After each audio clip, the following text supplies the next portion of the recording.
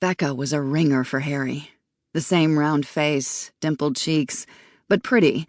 On Harry, those features looked like a frog's. She herself had always preferred Queen Vashti, the beauty standing up to the king's pointless commands over the bleeding, vapid Esther. So she was in Harry and Karen's guest room. Silly of her not to recognize it straight away when she'd lived there after Harry forced her to leave Italy, yammering as he always did about her extravagance. If only she were home. Her real home in New York, not the apartment where she'd been staying the last few weeks. She could send someone for tea and a masseuse. At least she could take a shower. She pulled off her pantyhose and dropped them on the floor. The guest bathroom was at the other end of the hall, so she couldn't undress in here, but she could take off her bra. It had slipped up on her in the night and was digging into her breasts. No wonder she felt as though she were being choked. There was a large stain down the front of the blouse. Had that been there when she put it on? She hoped she hadn't embarrassed herself by wearing dirty clothes to a restaurant. She draped the blouse around her shoulders, the silk cool against her nipples. Maybe it was long enough to use as a dressing gown. As she measured the ends against her thighs, Harry's bellow sounded. "Is she going to sleep all day? Where does she think she is? Goddamn New York in a goddamn Plaza Hotel?" A female murmuring, too soft for her to tell if it was Karen or Becca, and then Harry's bellow again. "Go in there and get her up. She's been asleep since 4, which God knows is longer than I have, and I want to talk to Her Royal Highness." A diffident knock, followed by Becca's head poking around the door. "Oh, you're awake. Daddy wants to talk to you." She pointed to her throat and shook her head. "You've lost your voice?" Becca asked, coming all the way into the room. She was 14 now, her teeth white behind the barricade of braces, but her hair still a wiry cloud. Instead of Queen Esther's blue flowing robe, she wore layered tank tops over shorts and combat boots.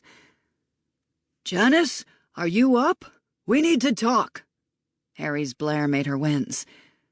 "She's lost her voice," Becca called back, enjoying the drama. "Then she can goddamn find it." Harry stomped into the room, but seeing her breasts exposed beneath the draped silk blouse, he blushed and looked away. He grabbed Becca and tried to frog march her from the room. Becca wriggled free. "Oh, Daddy, you act like nobody I know has breasts. We see each other naked all the time after soccer. I look at my own, for pity's sake." "And don't talk to me like that. I'm not one of your classmates." It was an automatic plea, lacking conviction. "Janice, button up your damned shirt and come into the kitchen. We're going to talk." Someone had dumped her jacket and purse on the floor by the dresser. She picked up the jacket and made a great show of arranging it neatly on the back of the chair, pulling on the sleeves to straighten them, while Harry snapped futilely behind her. Another show of fussing in her purse for a pen. "Hot tea," she wrote in block capitals on the back of an envelope that she found on the dresser. "Shower." She gave Becca the envelope and went down the hall to the bathroom, drowning Harry's protests by turning on the taps full blast. When the room was filled with steam, she stepped under the shower and started kneading the muscles in her shoulders. She let the spray bathe the back of her throat, gargling slightly, then turned her back to the water and gently trilled her tongue along the edge of her front teeth. Using the trill, she moved up and down a half scale in the middle of her range, barely making a sound. When her neck muscles started to relax, she began a series of vowel exercises, still staying in the middle of her range, but letting the sound increase a little. After perhaps 20 minutes of vocalizing, someone hammered on the bathroom door.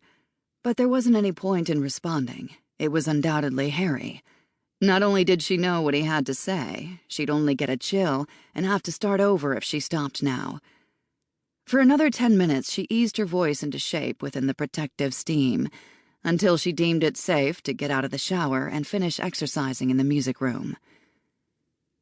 She carefully wrapped her throat in a towel before leaving the tub, keeping her neck covered as she dried herself, then kicking the used towels into a pile in the direction of the clothes hamper.